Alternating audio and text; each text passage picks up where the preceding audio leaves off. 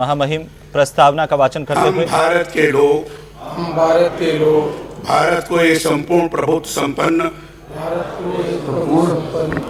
समाजवादी पंथ निरपेक्ष लोकतंत्रात्मक गणराज्य बनाने के लिए तथा उसके समस्त नागरिकों को सामाजिक आर्थिक और राजनीतिक न्याय विचार अभिव्यक्ति विश्वास धर्म उपासना की स्वतंत्रता प्रतिष्ठा और अवसर की समता प्राप्त कराने के लिए तथा उन सब में व्यक्ति की गरिमा और राष्ट्र की एकता और अखंडता सुनिश्चित करने वाली बंधुता बढ़ाने के लिए दृढ़ संकल्प होकर अपनी इस संविधान सभा में आज तारीख 26 नवंबर 1949 ईस्वी मिति मार्च शुक्ल सप्तमी संवत 2006 विक्रमी को एतद् द्वारा इस संविधान को अंगीकृत अधिनियमित और आत्मार्पित करते हैं। तो महामहिम की ओर से संविधान की प्रस्तावना और मूल कर्तव्यों का वाचन किया जाएगा। भारत के प्रत्येक नागरिक का यह कर्तव्य होगा कि वह एक संविधान का पालन करे और उसके आदर्शों संस्थाओं राष्ट्रध्वज और राष्ट्रगान का आदर करे। 2. स्वतंत्रता के लिए हमारे राष्ट्रीय आंदोलन को प्रेरित करने वाले उच्चादर्शों को हृदय में संजोए रखे और उनका पालन करे। 3. भारत की प्रभुता एकता और अखंडता की रक्षा करे और उसे अक्षुण्ण रखे। 4. देश की रक्षा करे और आह्वान किए जाने पर राष्ट्र की सेवा करे। 5. भारत के सभी लोगों में समरसता और समान भ्रातृत्व की भावना का निर्माण करे जो धर्म भाषा और प्रदेश या वर्ग पर आधारित सभी भेदभाव से परे हो। ऐसी प्रथाओं का त्याग करे जो स्त्रियों के सम्मान के विरुद्ध है। 6. हमारी सामाजिक संस्कृति की गौरवशाली परंपरा का महत्व समझे और उसका परिरक्षण करे। 7. प्राकृतिक पर्यावरण की जिसके अंतर्गत वन झील नदी और वन्य जीव हैं रक्षा करे और उसका संवर्धन करे तथा प्राणी मात्र के प्रति दया भाव रखे। 8. वैज्ञानिक दृष्टिकोण मानववाद और ज्ञानार्जन तथा सुधार की भावना का विकास करे। 9. सार्वजनिक संपत्ति को सुरक्षित रखे और हिंसा से दूर रहे। 10. व्यक्तिगत और सामूहिक गतिविधियों के सभी क्षेत्रों में उत्कर्ष की ओर बढ़ने का सतत प्रयास करे जिससे राष्ट्र निरंतर बढ़ते हुए प्रयत्न और उपलब्धि की नई ऊंचाइयों को छू ले। 11. जो माता पिता या संरक्षक हो 6 से 14 वर्ष के बीच की आयु की यथास्थिति अपने बच्चे अथवा प्रतिपालक को शिक्षा प्राप्त करने के अवसर प्रदान करेगा। धन्यवाद। तो महामहिम की ओर से संविधान की प्रस्तावना का वाचन किया गया। उसके बाद जो हमारे कर्तव्य है हर एक नागरिक के उनका भी वाचन किया गया है। अभिभाषण की कुछ ही देर में शुरुआत होगी और अभिभाषण के बाद शोक प्रस्ताव। तो हम सभी नागरिकों का ये कर्तव्य है दायित्व है कि हम अपने कर्तव्यों का पालन करें। माननीय सदस्यगण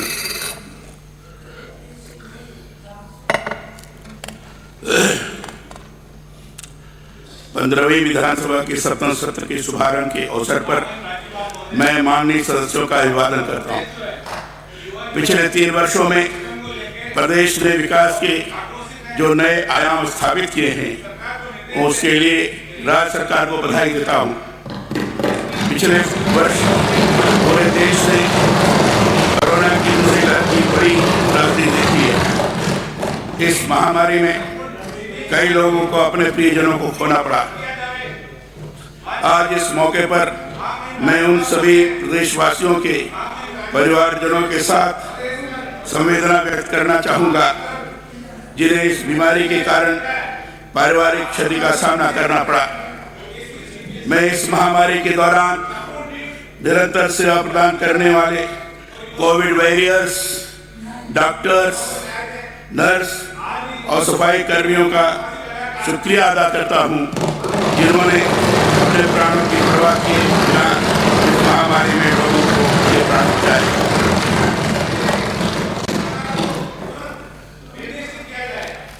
इस महामारी से लड़ाई में प्रदेश की जनता ने भी हमारी सरकार के साथ कंधे से कंधा मिलाकर काम किया है। इसके लिए मैं उन्हें भी धन्यवाद देता हूं। राजस्थान कोविड प्रबंधन और रोकथाम के मामले में देश के सर्वश्रेष्ठ प्रदेशों में से एक है। अपने नवाचारों और प्रतिबद्धता की वजह से राज्य सरकार ने प्रदेश को कोविड मैनेजमेंट में रोल मॉडल की तरह स्थापित किया है। इस महामारी ने पूरी दुनिया के लिए ऐसी चुनौतियां पैदा की जिनका सामना करने का अनुभव किसी के पास नहीं था। इस आपदा ने मानव के जीवन और जीविका दोनों पर ही वार किया। हमारे सामने चुनौती ये थी कि हमें बीमारी के प्रसार को भी रोकना था और इससे प्रभावित होने वाली अर्थव्यवस्था को भी संभालना था। सरकार के सामने बीमार लोगों के लिए उपचार उपलब्ध कराने का चैलेंज था। वहीं ऐसे लोग जिनका रोजगार इस महामारी में लॉकडाउन की वजह से प्रभावित हुआ था, उन्हें भी संबल देना था। राजस्थान सरकार ने इस महामारी के शुरुआत से बड़े और कड़े कदम उठाए। सारा जोर इस बात पर था कि कैसे लोगों को बीमार होने से बचाया जाए और उनकी आजीविका भी कम से कम प्रभावित हो। इस महामारी ने हमें ऐसी परेशानियों से रूबरू कराया जिसके लिए दूरदर्शिता और धैर्य दोनों की आवश्यकता थी। हमने यह भी कोशिश की कोई भूखा न सोए। इसके लिए भोजन की व्यवस्था करने के लिए करोड़ों फूड पैकेट वितरित किए। ऐसे समय में इंदिरा रसोई योजना भी वरदान बनकर सामने आई। ऐसे दौर में जब लॉकडाउन की वजह से प्रदेश की आय बहुत घट गई, तब भी राज्य सरकार ने प्रवासी मजदूरों, गरीबों, जरूरतमंदों के लिए खर्च करने में कोई कमी नहीं छोड़ी। कोविड काल में हमने जरूरतमंद लोगों तक सहायता पहुंचाने के लिए निराश्रित परिवारों का सर्वे भी करवाया।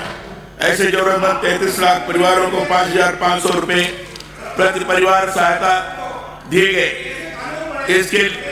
इसके लिए राजकोष से 1,815 करोड़ रुपए खर्च हुए। प्रवासी मजदूरों बेहतर प्लान जब अन्य राज्यों में बड़ी समस्या बनकर उभरा, तब हमारी सरकार ने उसका बेहतर प्रबंधन किया। हमारा प्रयास रहा कि कोई पैदल न चले।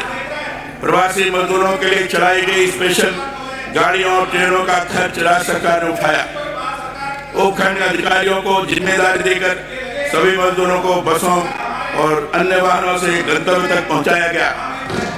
हमारी सरकार ने प्रदेश में न सिर्फ निःशुल्क RT-PCR टेस्ट की सुविधा उपलब्ध करवाई, बल्कि 1,45,000 टेस्ट प्रतिदिन करने की क्षमता विकसित की। आम जन की जरूरत को समझते हुए निजी क्षेत्र में भी समय समय पर इस टेस्ट की कीमत कम की गई। आज राजस्थान की प्राइवेट लैब्स में यह टेस्ट मात्र 350 रुपये में किया जा रहा। आदमी को बहुत राहत मिली है। 181 हेल्पलाइन की मदद से 24 घंटे लोगों की सुनवाई की और उन्हें त्वरित राहत पहुंचाई। भविष्य में दूसरी लहर की तरह ऑक्सीजन की कमी जैसी स्थितियां पैदा ना हो, इसके लिए हमारी सरकार ने पूरी तैयारी कर ली।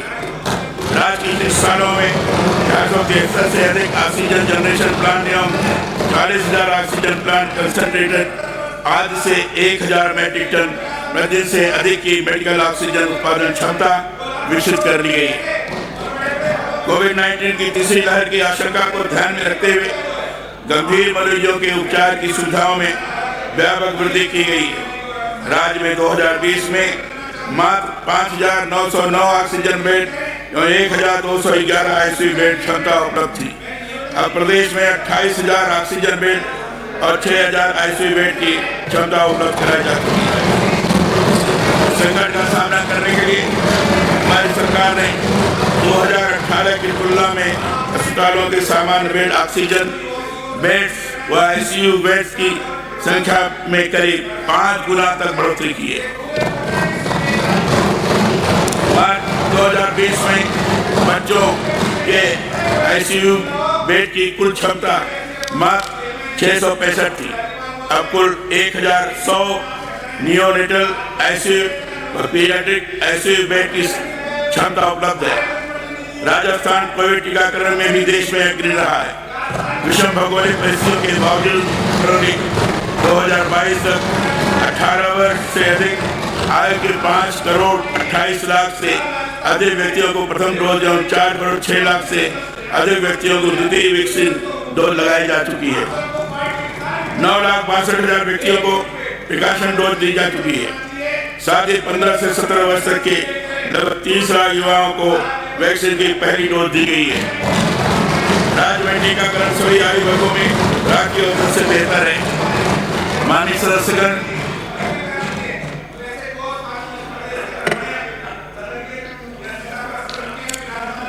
सदस्यगण, कोविड महामारी से लोगों की आर्थिक स्थिति प्रभावित हुई है। हमने भविष्य में इस तरह की त्रासदी से स्वास्थ्य पर होने वाले आर्थिक भार में प्रदेश की जनता को मुक्त करवाने हेतु यूनिवर्सल हेल्थ कवरेज के लिए मुख्यमंत्री चिरंजीवी स्वास्थ्य बीमा योजना शुरू की है। मुख्यमंत्री चिरंजीवी स्वास्थ्य बीमा योजना से अब तक 788 सरकारी एवं 639 निजी अस्पतालों को जोड़ा जा चुका है। इस योजना में सामान्य बीमारी से लेकर हृदय रोग, कैंसर और कोरोना आदि के इलाज के 1,597 पैकेज और प्रोसीजर शामिल किए गए। इस योजना से 1 करोड़ 33 लाख परिवारों को जोड़ा जा चुका है। 7,41,000 से अधिक मरीजों के इलाज पर लगभग 930 करोड़ रुपए की कैशलेस सुविधा उपलब्ध कराई जा चुकी है। मुख्यमंत्री निःशुल्क दवा योजना में कैंसर, हृदय रोग एवं डायबिटीज आदि गंभीर बीमारियों की दवाइयां भी शामिल की गई है। दवाई और सर्जिकल उपकरण आदि की संख्या मेडिकल कॉलेज से संबद्ध चिकित्सा संस्थानों में बढ़ाकर 969 जिला और सेटेलाइट अस्पतालों में 844, सीएससी में 635, पीएससी में 414 एवं सब सेंटर्स में 50 की गई है। अब तक मुख्यमंत्री निःशुल्क दवा योजना में 760 करोड़ रुपए देकर मरीजों को लाभान्वित किया गया है। मुख्यमंत्री निःशुल्क जांच योजना 7 अप्रैल 2013 से चरणबद्ध रूप से लागू कर प्रदेशवासियों को चिकित्सा क्षेत्र में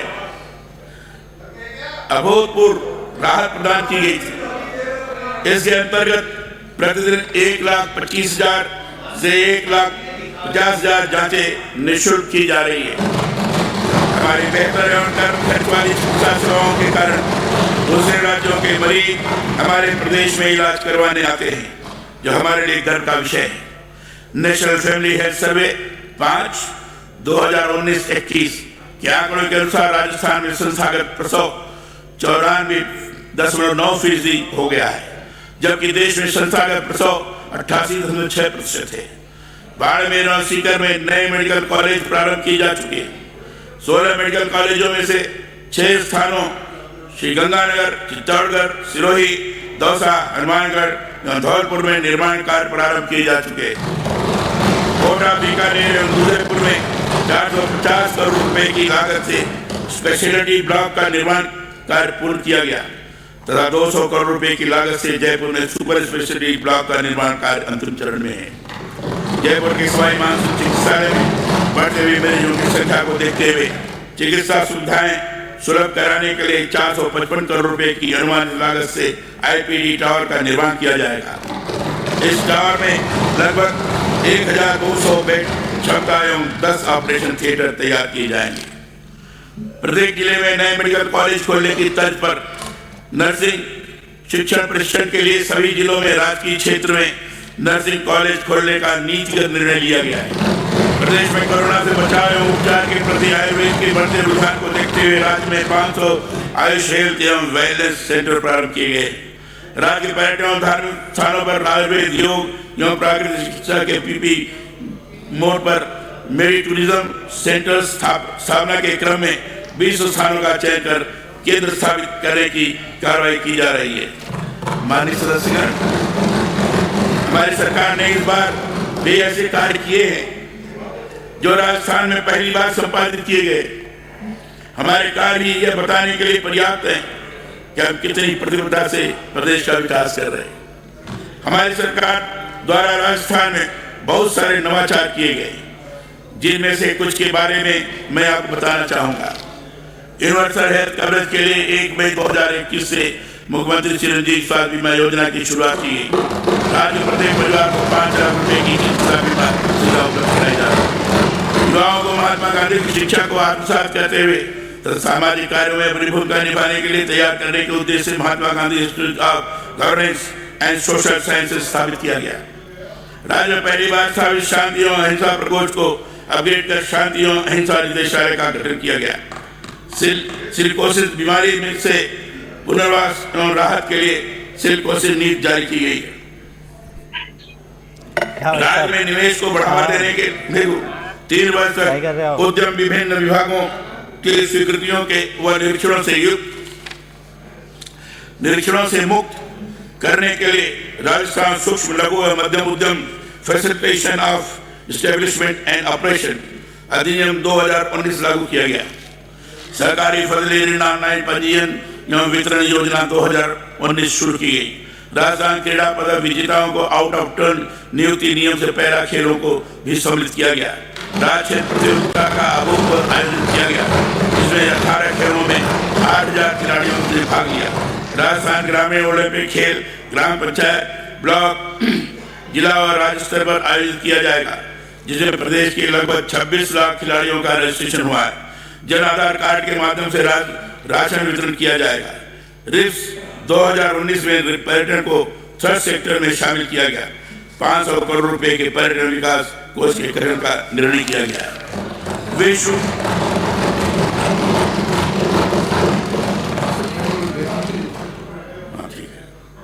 मैं चाहूंगा कि हमारे प्रतिपक्ष के सदस्यगण अगर अपना स्थान ग्रहण करने तो बड़ी कृपा होगी, अच्छा रहेगा, सभी के लिए सुविधा हो जाएगी।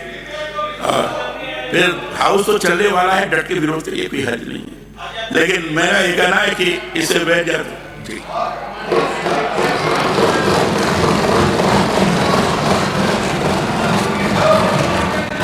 विश्व आदिवासी दिवस को सार्वजनिक अवकाश घोषित। राज्य में औषधीय पौधे उपलब्ध कराने हेतु घर घर औषधि योजना की शुरुआत की गई। पर्यावरण संरक्षण हेतु प्रत्येक जिले के लिए राज्य में पहली बार जिला पर्यावरण योजना बनाई जाकर लागू की जा रही है। 3,000 करोड़ रुपए के कार्मिक कल्याण कोष का गठन किया गया। कैशलेस चिकित्सा सुविधा हेतु RGHS योजना प्रारंभ की गई। विशेष योग्य कर्मचारियों को पदोन्नति में 4% आरक्षण दिया गया। अन्नदाता के बेहतर भविष्य एवं उनके हितों के संरक्षण के लिए वर्ष 2022-23 के राज्य बजट में पृथक से कृषि बजट प्रस्तुत किया जा रहा है। माननीय सदस्य, महात्मा गांधी जी ने बॉम्बे क्रॉनिकल में 12 जनवरी 1945 के लेख में लिखा है कि मुझे इसमें कोई संदेह नहीं है कि यदि हमें लोकतांत्रिक स्वराज हासिल हो और यदि हमने अपनी स्वतंत्रता अहिंसा से पाई, जो जरूर ऐसा ही होगा, तो इसमें किसानों के पास राजनीतिक सत्ता के साथ हर किस्म की सत्ता होनी चाहिए। महात्मा गांधी जी के विचार को सामने रखकर हमारी सरकार ने प्रदेश के किसान भाइयों के हित में पहली बार कृषि बजट के साथ ही कई ऐतिहासिक निर्णय लिए और उन्हें सशक्त बनाने का काम किया है। सरकारी बैंकों के 8,181 करोड़ की से कृषि ऋण मांग किए गए। साथ ही हमने गत सरकार के समय से लंबे 6,000 करोड़ रुपए का भी भुगतान किया और कुल मिलाकर 14,000 करोड़ रुपए से अधिक की राशि के किसानों को ऋण मांग किया। गत 3 वर्षों में 36,357 करोड़ से अधिक के अल्पकालीन ऋण 846 करोड़ रुपए से अधिक के मध्यकालीन 362 करोड़ 76 लाख रुपए के दीर्घकालीन ऋण वितरित किए गए। किसानों को शोषण से मुक्ति और उन्हें उपज का सही मूल्य दिलाने के उद्देश्य से हर पंचायत मुख्यालय पर नई सहकारी समितियों के गठन की कार्रवाई की जा रही है। वर्ष 2021-22 में 418 पैक्स ग्राम सेवा सहकारी समितियों एवं 45 लैंड्स के गठन की स्वीकृति जारी की गई है। मुख्यमंत्री किसान मित्र ऊर्जा योजना में प्रतिमाह 1000 रुपए तक का अनुदान दिया जा रहा है। इस योजना से 5 लाख किसानों का बिजली का बिल शून्य हो गया है। 5 वर्षों तक कृषि विद्युत कनेक्शन पर बिजली की दर नहीं बढ़ाने का निर्णय लिया गया है। गत 3 वर्षों में 2,41,000 से अधिक किसानों को कनेक्शन जारी किए गए। 573 कस्टम हायरिंग केंद्र, कृषि यंत्र किराया केंद्र स्थापित किया गया। मुख्यमंत्री दुग्ध उत्पादक संबल योजना में 2 रुपये प्रति लीटर का अनुदान दिया जा रहा है। 870 नए पशु चिकित्सा उपकेंद्र खोले जा रहे हैं। 104 पशु चिकित्सा उपकेंद्र पशु चिकित्सालयों में क्रमोन्नत किए गए। समस्त 198 पशु औषधालय पशु चिकित्सालयों में क्रमोन्नत किए गए। पशुपालकों को राहत प्रदान करते हुए पशुधन चिकित्सा के लिए सार्वजनिक उपयोग में आने वाले पशुधन निःशुल्क आरोग्य योजना में 120 तरह की दवाइयां और टीके अनुमोदित किए गए। बीकानेर में डेयरी विज्ञान एवं प्रौद्योगिकी महाविद्यालय तथा बस्सी जयपुर में डेयरी एवं खाद्य प्रौद्योगिकी का महाविद्यालय प्रारंभ किए गए। गौशालाओं में संग्रहित गोवंश के लिए सहायता राशि की दर बड़े गोवंश हेतु 40 रुपये और छोटे गोवंश हेतु 20 रुपये प्रतिदिन प्रति गोवंश की गई। पंजीकृत गौशालाओं हेतु निर्धारित घरेलू दर के ऊर्जा प्रभार का 50% अनुदान के रूप में वहन किए जाने का निर्णय। प्रत्येक पंचायत समिति में 1,57,00,000 रुपए की लागत से नंदीशाला खोले जाने की योजना बनाकर विस्तृत दिशा निर्देश जारी किए गए। गौशाला कांजी हाउस आवासित गोवंश के भरण पोषण हेतु वित्तीय वर्ष 2021-22 में 456 करोड़ 45 लाख रुपए की सहायता राशि दी गई। आधारभूत संरचना हेतु 75 गौशालाओं को 5 करोड़ 35 लाख रुपए आवंटित। वर्ष 2021-22 में करीब 26 लाख फसल बीमा पॉलिसियों पर 3,518 करोड़ रुपए का बीमा क्लेम दिया जा चुका है। वर्ष 2021 खरीफ 2021-22 रबी की फसलों के लिए 15,42,000 मीट्रिक टन यूरिया एवं 5,19,000 मीट्रिक टन डीएपी की आपूर्ति करवाई जा चुकी है। वर्ष 2021-22 में खरीफ व रबी की फसलों के लिए 21 लाख क्विंटल उच्च गुणवत्ता का बीज वितरण किया गया। राजस्थान प्रसंस्करण कृषि व्यवसाय तथा कृषि निर्यात प्रोत्साहन योजना 2019 के अंतर्गत अब तक संभावित 774 करोड़ रुपए की पूंजी निवेश की 450 से अधिक निवेश आवेदनों पर स्वीकृति प्रदान की जा चुकी है। अब तक 152 करोड़ से अधिक का अनुदान स्वीकृत किया जा चुका है। कोरोना के बावजूद किसानों को उनकी फसल का उचित मूल्य मिले, इसके लिए समर्थन मूल्य पर रबी विपणन वर्ष 2021-22 में रिकॉर्ड 23,40,000 मीट्रिक टन गेहूं की खरीद कर लगभग 2,27,000 किसानों को लाभान्वित किया गया। माननीय सदस्यगण, हमारे संविधान निर्माता बाबा साहब भीमराव अम्बेडकर ने कहा था कि सभी मनुष्य एक ही मिट्टी के बने हुए हैं और उन्हें अधिकार भी है कि वे अपने साथ अच्छे व्यवहार की मांग करें। हमारी सरकार ने बाबा साहब की सामाजिक न्याय की अवधारणा को सच करने के लिए समाज के हर उस तबके के विकास और प्रोत्साहन पर विशेष ध्यान दिया है जो किन्हीं कारणों से मुख्य धारा से पीछे छूट गए थे। मुख्यमंत्री करुणा सहायता योजना के तहत 97 करोड़ रुपए व्यय कर 178 अनाथ बच्चों, 8,609 विधवा महिलाओं तथा 5,640 विधवा महिलाओं के बच्चों को लाभान्वित किया गया है। इससे बालकों का वर्तमान भविष्य सुरक्षित हो सकेगा। भारत रत्न डॉक्टर भीमराव अम्बेडकर जी की समानता और समता के सिद्धांतों को अपनाते हुए प्रदेश में कमजोर वर्गों के उत्थान के लिए अनेक योजनाएं लागू की गई। सामाजिक सुरक्षा पेंशन योजना में लगभग 90 लाख पेंशनर्स को चालू वित्तीय वर्ष में लगभग 7,000 करोड़ रुपए की पेंशन दी गई है। प्रशासन गांवों और शहरों के मांग संग अभियान 2021 के दौरान 3 लाख से अधिक व्यक्तियों को सामाजिक सुरक्षा पेंशन योजनाओं से जोड़ा गया है। पालनहार योजना में वित्तीय वर्ष 2021-22 में 395 करोड़ रुपए से 5 लाख से अधिक बच्चों को लाभान्वित किया गया। ट्रांसजेंडर्स भी हमारे समाज के अंग हैं। राज्य सरकार ने नवाचार करते हुए 10 करोड़ रुपए का ट्रांसजेंडर उत्थान कोष गठित किया है। देवनारायण योजना में मकसूदनपुरा, सवाई माधोपुर, देवडुंगरी, पाली, कैकड़ी, अजमेर, गोंडा, करौली और पिपलोद, जयपुर में आवासीय विद्यालय शुरू किया गया। देवनारायण योजना में सत्र 2020-21 से 3 आवासीय विद्यालय एवं सत्र 2021-22 से 2 आवासीय विद्यालय शुरू किए गए। 21-22 में 5 छात्रावासों की प्रशासन स्वीकृति जारी की जा चुकी है।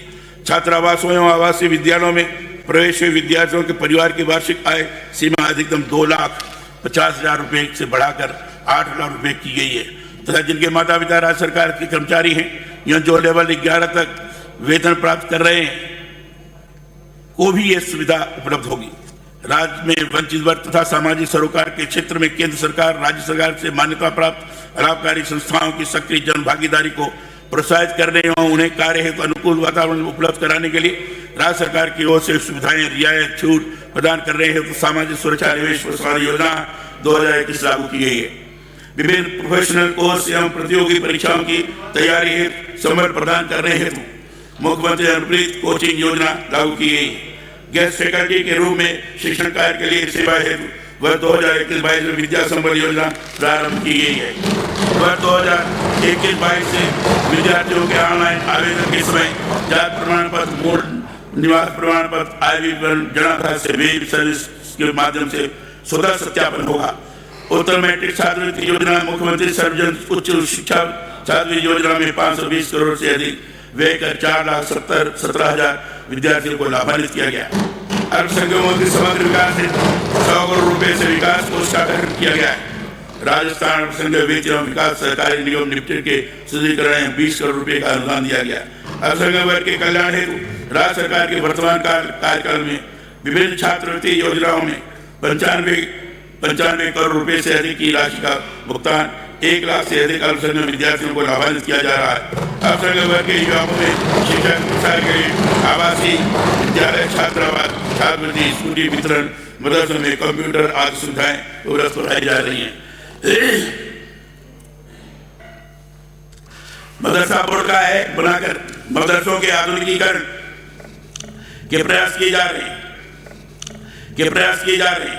अल्पसंख्यक ऋण आम माफी योजना 2021 के 3 चरणों में लागू कर प्रथम चरण में 5,149 ऋणियों को 40 करोड़ 33 लाख रुपए का ऋण माफ कर लाभान्वित किया जा चुका है। अनुसूचित जनजाति के समावेशी विकास हेतु वर्ष 2021-22 में 100 करोड़ रुपए से जनजाति विकास कोष का गठन किया गया है। जनजाति क्षेत्र के विद्यार्थियों की सुविधा के लिए 407 आश्रम, छात्रावासों एवं 44 आवासीय विद्यालयों का संचालन किया जा रहा है। इन छात्रावासों में लगभग 36,000 विद्यार्थियों को लाभान्वित किया जा रहा है। इनके अतिरिक्त 13 खेल छात्रावासों, 9 महाविद्यालय छात्रावासों एवं 6 बहुउद्देशीय छात्रावासों का भी संचालन किया जा रहा है।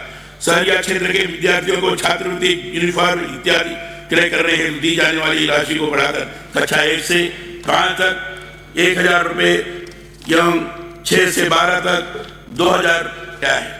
अनुसूचित क्षेत्र माणा, सहरिया एवं कथोड़ी परिवार के लगभग 80,000 बालिकाओं को मां प्राणी केंद्रों में प्राथमिक शिक्षा दी जा रही है। प्रदेश में सामुदायिक गुणाधिकार विकास योजना लागू की गई है। वन क्षेत्र एवं उसके निकट आवास कर रहे लोगों को सामुदायिक वनाधिकार देने एवं पात्र लोगों को व्यक्तिगत वनाधिकार प्रदान करने हेतु 9 अगस्त 2021 से 31 मार्च 2022 तक विशेष वनाधिकार अभियान संचालित किया जा रहा है। माननीय सदस्य, महिलाओं और बालिकाओं की स्वायत्ता, गरिमा उनके मानवाधिकारों को सुनिश्चित करते हुए उन्हें विकास की मुख्य धारा से जोड़ने तथा उपलब्ध सेवाओं अवसरों का लाभ देने के उद्देश्य से नई महिला नीति अप्रैल 2021 से लागू की गई है। महिलाओं और किशोरियों के लिए स्वास्थ्य जागरूकता एवं निःशुल्क सैनिटरी नैपकिन वितरण हेतु आई एम शक्ति उड़ान योजना का 19 दिसंबर 2021 को शुभारंभ किया गया। इस योजना के पहले चरण के 200 करोड़ रुपए का प्रावधान किया गया है। यह समाज में यह भी एक बदलाव की शुरुआत है। माहवारी एवं स्वच्छता के विषय में समाज में बात करने में झिझक होती थी, जिसका परिणाम महिलाओं को गंभीर बीमारियों के रूप में उठाना पड़ता था। इस योजना के पूरी तरह लागू होने के बाद महिलाओं को हाइजीन की कमी से होने वाली परेशानियों से मुक्ति मिलेगी। इस महिलाओं को आत्मनिर्भर बनाकर उनके सशक्तिकरण के लिए इंदिरा महिला शक्ति उद्यम प्रोत्साहन योजना प्रारंभ कर ऋण उपलब्ध करवाए जा रहे हैं। इस योजना के अंतर्गत 2021-22 में 17 करोड़ बाल विकास अंतर्गत वर्तमान में 61,625 आंगनबाड़ी केंद्र संचालित है। इनके माध्यम से 6 माह से 6 वर्ष तक के बच्चों गर्भवती धात्री महिलाओं व किशोरी बालिकाओं को पूरक पोषाहार देकर उन्हें कुपोषण से बचाने के लिए सार्थक प्रयास किए जा रहे हैं। आंगनबाड़ी कर्मियों के मानदेय में 1 अप्रैल 2021 से 10% की वृद्धि की गई है। देश में पंचायती राज की स्थापना के माध्यम से ग्राम स्वराज की अवधारणा को धरातल उतारने का जो काम हमारे प्रधानमंत्री स्वर्गीय श्री राजीव गांधी जी ने किया था, हमारी सरकार उसे और मजबूत बढ़ाने का काम कर रही है। स्वर्गीय राजीव गांधी जी ने अपने एक सार्वजनिक भाषण में कहा था, मैंने कई बैठकें करवाई, लंबे घंटे हमने बहस करी और एक बात सामने आई कि जब तक हम पंचायती राज संस्थाओं को मजबूत नहीं करेंगे, जब तक हम लोगों के हाथ में जिम्मेवारी नहीं देंगे, नीचे नहीं देंगे, तब तक यह नहीं हो पाएगा। गांधी जी ने कहा था कि स्वराज की मेरी कल्पना यह नहीं है सत्ता कुछ ही लोगों के हाथ में जाए, बल्कि ये है जनता में सत्ता का दुरुपयोग रोकने की क्षमता पैदा हो। ये हम भी करना चाहते हैं। अगर कानून बदलने की जरूरत होगी, अगर संविधान को अमेंड करने की जरूरत होगी तो हम जरूर करेंगे, इसमें कोई कमी नहीं छोड़ेंगे। हम देखेंगे कि जनता के हाथ में पूरी ताकत आए। उस पंचायती राज को सशक्त बनाने का काम हमारी सरकार ने मामलों में ग्रामीणों को वर्षों इंतजार करना पड़ता था। हमने इस समस्या को दूर करने के लिए प्रशासन गांव के संग अभियान सफलतापूर्वक संचालित किया है। प्रशासन गांव के संग अभियान में ग्रामीण क्षेत्रों में 10 लाख से अधिक बढ़े जारी किए। ग्रामीण विकास के विभिन्न योजनाओं पर इस वित्तीय वर्ष में 390 करोड़ 75 लाख रुपए व्यय कर 7,515 किए गए। पंचायती राज की विभिन्न योजनाओं में 3,557 करोड़ रुपए व्यय कर 86,659 कार्य पूर्ण करवाए गए। महात्मा गांधी नरेगा योजना अंतर्गत 2021-22 में अब तक 7,873 करोड़ रुपए से अधिक व्यय कर 62,86,000 परिवारों को रोजगार उपलब्ध कराने के लिए 29 करोड़ 13 लाख मानव दिवस किए गए। कृषि एवं कृषि संबंधित कार्यों में मनरेगा में 68% से अधिक राशि व्यय की है। राजीविका परियोजनाओं में 2 लाख से अधिक स्वयं सहायता समूहों का गठन कर 27 लाख से अधिक ग्रामीण परिवारों को लाभान्वित किया गया। राजीव गांधी जल संचय योजना के प्रथम चरण के अंतर्गत 736 करोड़ रुपए व्यय कर 58,107 कार्य पूर्ण किए जा चुके हैं। शहरों में दूर दराज से आकर काम करने वाले और इसी तरह से के जो लोग सस्ता और पौष्टिक भोजन उपलब्ध करवाने के हमने इंदिरा रसोई योजना शुरू की। इंदिरा रसोई योजना के तहत प्रदेश में 358 रसोइयों के माध्यम से प्रति थाली 8 रुपए के दर से भोजन उपलब्ध करवाया जा रहा है। इसमें राजकीय अनुदान 12 रुपए से बढ़ाकर 17 रुपए प्रति थाली किया गया है। योजना में अब तक 5 करोड़ 5 लाख लोगों को लाभान्वित किया गया। कोरोना की दूसरी लहर के दौरान 71 लाख जरूरतमंदों को निःशुल्क भोजन पैकेट वितरित किए।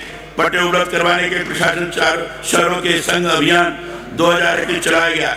इसके अंतर्गत शहरी क्षेत्रों में अब तक 1,50,000 से अधिक पट्टे वितरित किए जा चुके हैं। प्रदेश के 3 विकास प्राधिकरणों और 14 नगर विकास एजेंसियों में लगभग 5,000 करोड़ रुपए की लागत के 1,601 विकास कार्य प्रगतिरत है। माननीय सदस्यों, राजस्थान मीरा की भक्ति और प्रताप की शक्ति की भूमि है। राजस्थान रामदेव जी के सांप्रदायिक सद्भाव और अजमेर के गरीब निवास की सरजमी है। राजस्थान भव्य हवेलियों, ऐतिहासिक किलों महलों की धरती है। यहाँ के कण कण में ऐतिहासिक गाथाएं छुपी हुई है। कालीबंगा की सदियों पुरानी सभ्यता से लेकर जयपुर जैसी आधुनिक नगरीय व्यवस्था राजस्थान को पर्यटन की दृष्टि से समृद्ध बनाती है। सरदार वल्लभ भाई पटेल ने राजस्थान की धरती के बारे में कहा है, राजस्थान का एक एक पत्थर वीरता के इतिहास से भरा हुआ है, बलिदानों के सुनहरे कारनामों से जुड़ा हुआ है। राजस्थान की पुरानी कीर्ति आज भी हमारे दिलों को अभिमान, हर्ष और उत्साह से भर देती है। राजस्थान के ऐतिहासिक, धार्मिक और प्राकृतिक पर्यटन स्थलों का आनंद उठाने पूरी दुनिया से सैलानी आते हैं। पिछले 2 सालों में कोविड महामारी ने पर्यटन क्षेत्र को प्रभावित किया है। ऐसे में हमारी सरकार ने संभल के लिए इस क्षेत्र का हाथ थामा है। राजस्थान पर्यटन नीति 2020 के तहत गेस्ट हाउस स्कीम 2021 और राजस्थान होम स्टे योजना 2021 लागू की गई है। सर्वधर्म समभाव को बढ़ावा देने के लिए प्रमुख तीर्थ स्थलों के धार्मिक पर्यटन सर्किट तथा शेखावटी व गोडवाड पर्यटन सर्किट के विकास हेतु 149 करोड़ 72 लाख रुपए की राशि व्यय की जाएगी। पर्यटकों को सुरक्षित वातावरण उपलब्ध कराने के लिए राजस्थान पर्यटन व्यवसाय सुकरकरण और विनियमन नियम 2010 में संशोधन कर पर्यटकों के साथ घटित होने वाली समस्त अपराधों को संज्ञेय एवं गैर जमानती किया गया। पर्यटकों को राज्य के ऐतिहासिक स्थलों की जानकारी उपलब्ध कराए जाने के लिए जय निवास उद्यान जयपुर, मुस्कुंद धौलपुर, चित्तौड़गढ़ फोर्ट, मीराबाई स्मारक, मेड़ता नागौर पर साउंड एवं लाइट शो तथा गलीसर तालाब जैसलमेर पर लेजर वाटर शो शुरू किया गया है। फिल्म शूटिंग अनुमति एवं ट्रेवल टूर ऑपरेटर पंजीकरण की सुविधा 1 जनवरी 2021 से पूर्णतः ऑनलाइन कर दी गई है। मुख्यमंत्री लघु उद्योग प्रोत्साहन योजना में पर्यटन इकाइयों ब्याज सब्सिडी हेतु पात्र की गई है। इसी उप योजना मुख्यमंत्री पर्यटन उद्योग संबल योजना में उद्यमियों को 25 लाख रुपए तक के ऋण का ब्याज अनुदान 8% से बढ़ाकर 9% देय होगा। पंजीकृत गाइडों के फीस में 10 साल बाद 3 गुना की वृद्धि की गई है। राज्य सरकार यहाँ की समृद्धि कला साहित्य और संस्कृति को सुरक्षित करने के प्रति सजग है। शांति अहिंसा साहसिकता और सद्भाव हमारी समृद्धि संस्कृति का अभिन्न अंग है। युवा पीढ़ी को गांधी विचार से परिचित करवाने के लिए शांति एवं अहिंसा प्रकोष्ठ को अपग्रेड कर शांति एवं अहिंसा निदेशालय की स्थापना की गई है। कोविड-19 से प्रभावित कलाकारों को विशेष आर्थिक सहायता के तौर पर 5,000 रुपए प्रदान किए जा रहे हैं। 2021 में 10,204 कलाकारों को 5 करोड़ 10 लाख रुपए की आर्थिक सहायता दी जा चुकी है। दांडी मार्च के 91वीं वर्षगांठ 12 मार्च 2021 को बजाज नगर जयपुर से महात्मा गांधी सर्किल जवाहरलाल नेहरू मार्ग जयपुर में दांडी यात्रा का ऐतिहासिक आयोजन किया गया। राजस्थान की पहचान अपने ऐतिहासिक मंदिरों और नगरों की वजह से यहाँ दुनिया भर से आने वाले श्रद्धालुओं के लिए ज्यादा से ज्यादा सुविधाएं विकसित करने का काम हमारी सरकार ने किया है। देवस्थान विभाग के प्रत्यक्ष प्रभार मंदिर के अंशकालीन पुजारियों का मानदेय 1,800 रुपए प्रतिमाह से बढ़ाकर 3,000 रुपए प्रतिमाह किया गया है। 148 आत्मनिर्भर मंदिरों के अंशकालीन पुजारियों का मानदेय 3,600 रुपए प्रतिमाह से बढ़ाकर 5,000 रुपए प्रतिमाह किया गया है। उदयपुर जिले में स्थित मंदिर श्री ऋषभदेव जी के सर्वांगीण विकास के लिए 1 करोड़ रुपए के विकास कार्य करवाए गए। माननीय सदस्य, प्रदेश में शांति समृद्धि सांप्रदायिक सौहार्द के साथ महिलाओं एवं कमजोर वर्गों को सुरक्षा प्रदान करना राज्य सरकार की सर्वोच्च प्राथमिकता है। राज्य सरकार द्वारा प्रारंभ की गई अपराधों के निर्बाध पंजीकरण की व्यवस्था की महिलाओं सहित कमजोर वर्ग को परिवार दर्ज करवाने का हौसला बढ़ा है। इसका प्रमाण है कि वर्ष 2017 में दुष्कर्म में 33.4% मामले कोर्ट के माध्यम से दर्ज होते थे, अब इनकी संख्या घटकर 16% हो गई है। महिला अत्याचार और अपराध को रोकने के लिए जिले में अतिरिक्त पुलिस अधीक्षक स्तर के अधिकारी को नियुक्त कर special investigation unit for crime against women का गठन किया गया है। प्रदेश के प्रत्येक थाने में एक स्वागत कक्ष का निर्माण किया जा रहा है। अब तक 711 स्थानों पर स्वागत कक्ष बनाए जा चुके हैं, 110 में निर्माणाधीन है। बलात्कार जैसे जघन्य अपराधों से में औसत अनुसंधान समय 2017-18 में 274 दिन था, परंतु हमारी सरकार की हर पीड़ित को न्याय देने की मंशा के कारण पॉक्सो एक्ट एवं महिला अत्याचार के मामलों में निस्तारण समय सिर्फ 79 दिन रह गया है। जघन्य अपराधों के त्वरित अनुसंधान एवं पर्यवेक्षण हेतु जीनियस क्राइम मॉनिटरिंग यूनिट के जरिए सतत निगरानी रखी जा रही है। महिला अपराधों को रोकने के लिए सभी स्थानों पर सुरक्षा सखी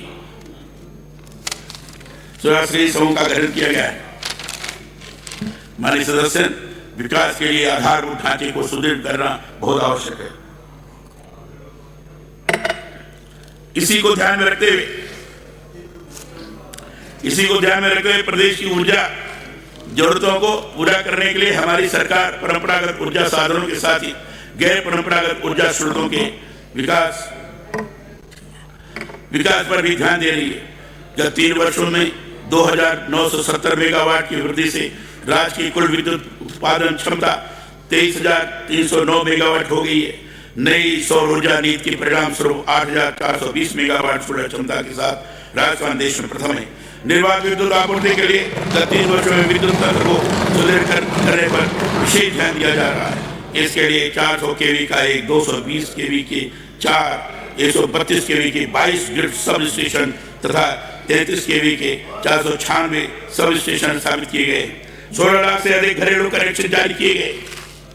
किसानों को बिजली के बिलों में गत 3 वर्षों में 43,870 करोड़ रुपए का अनुदान देकर राहत प्रदान की गई।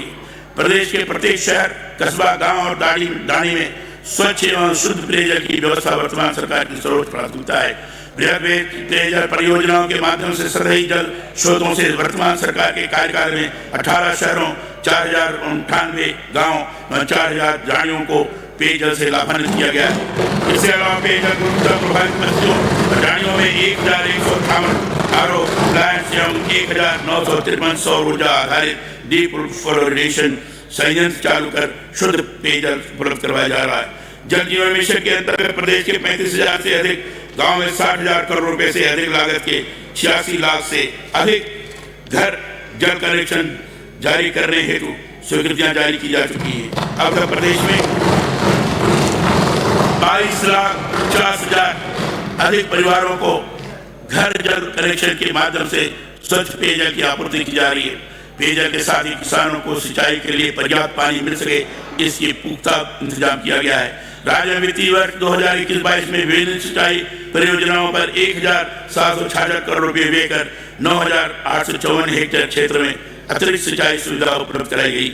इंदिरा गांधी नहर परियोजना के प्रथम चरण में नहरी क्षेत्र के जीर्णोद्धार के तहत दिसंबर 2021 तक लगभग 1,076 किलोमीटर लंबाई की वितरिकाओं का कार्य पूर्ण किया जा चुका है। परियोजना के द्वितीय चरण में 10,71,000 हेक्टेयर सिंचाई क्षेत्र की नहरों के निर्माण, रखरखाव व जल संचालन के कार्य करवाए जा रहे हैं।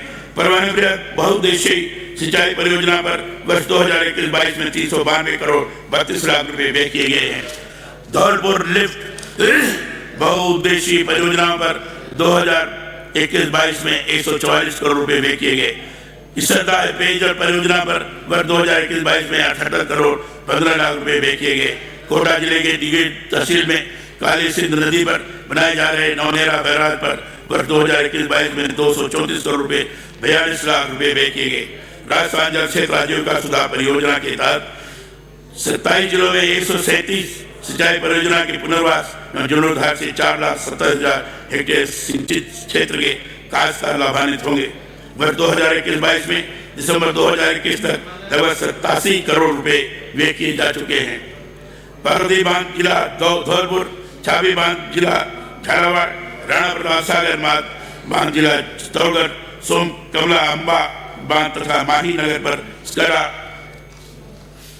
स्काडा सिस्टम स्थापित किया जाना प्रस्तावित है। राजीव गांधी लिफ्ट नहर प्रत्येक चरण की 1,454 करोड़ रुपए लागत की परियोजना से जोधपुर एवं पाली जिले के 5 शहर तथा 3,104 गाँव में जलापूर्ति हेतु राशि की व्यवस्था राज्य में से की गई है। माननीय सदस्यगण, सड़कें किसी प्रदेश के विकास की रीढ़ होती है। अच्छी सड़कों की वजह से ही निवेश आकर्षित होता है और आम आदमी का जीवन सुगम होता है।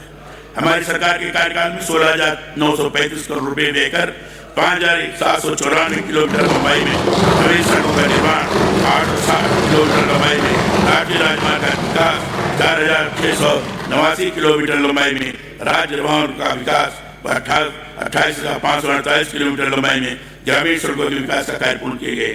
प्रधानमंत्री ग्राम सड़क योजना के कार्यान्वयन में भी राजस्थान अग्रणी है। योजना के फेज तिथि के अंतर्गत 4,291 किलोमीटर लंबाई में ग्रामीण सड़कों का उन्नयन कार्य पूर्ण कर दिए गए। RIDF 25 व 26 में 5,352 किलोमीटर लंबाई में 698 कार्य पूर्ण कर लिए गए। रेलवे फाटकों पर आवागमन को सुगम बनाने के लिए 8 ROB और 25 RUB का निर्माण कार्य पूर्ण कर लिया गया है तथा 20 ROB व 32 RUB का निर्माण कार्य प्रगति पर है। राजभवन 30,885 किलोमीटर लंबाई में राज्य की सड़कों का विकास किए जाने के लिए 17,500 करोड़ रुपए लागत के 7,407 कार्यों की नवीन सुविधा जारी की गई। सड़कों से वंचित 2001 की जनगणना के अनुसार 500 वार्षिक आबादी के 369 राजस्व गांव व 29 बसावटों तक डामर सड़कों की सुविधा पहुंचाई गई है। इस बार प्रत्येक विधानसभा क्षेत्र में 5 करोड़ रुपए लागत के कार्य करवाने की दिशा में 1000 करोड़ रुपए की लागत के 2236 किलोमीटर लंबाई में मिसिंग लिंक और 522 किलोमीटर लंबाई में नॉन पैचेबल सड़कों के निर्माण का कार्य, सड़कों को 1487 कार्य राज्य सड़क निधि व नाबार्ड योजना में स्वीकृत कार्य प्रारंभ कर दिया गया है। राज्य में सड़कों के विकास की दृष्टि से प्रत्येक जिले में 3 सड़कों के उन्नयन एवं विकास कार्य के तहत 1948 करोड़ रुपए लागत से 1926 किलोमीटर लंबाई में 99 सड़क पुल व आरओबी के कार्य स्वीकृत किए जाकर कार्य प्रारंभ कर दिया गया है। शहरी क्षेत्रों में सड़कों का सुदृढ़ीकरण करने के लिए प्रत्येक नगर निगम क्षेत्र में 30 किलोमीटर, नगर परिषद क्षेत्र में 20 किलोमीटर और नगर पालिका क्षेत्र में 10 किलोमीटर सड़कों के विकास की सुविधा जारी कर दी गई। इनमें 902 कार्य प्रारंभ कर दिए गए। शिक्षित समाज के रास्ते की आदर्श समाज की परिकल्पना को साकार किया जा सकता है। प्रदेश के हर बच्चे तक शिक्षा का उजियारा पहुंचाकर ही जीवन स्तर को बेहतर बनाने का लक्ष्य प्राप्त किया जा सकता है। बच्चों को गुणवत्तापूर्ण शिक्षा उपलब्ध कराने के लिए अंग्रेजी माध्यम के स्कूल खोलने की पहल की गई है। अब तक खोले जा चुके अंग्रेजी माध्यम के 562 महात्मा गांधी राजकीय विद्यालयों में 86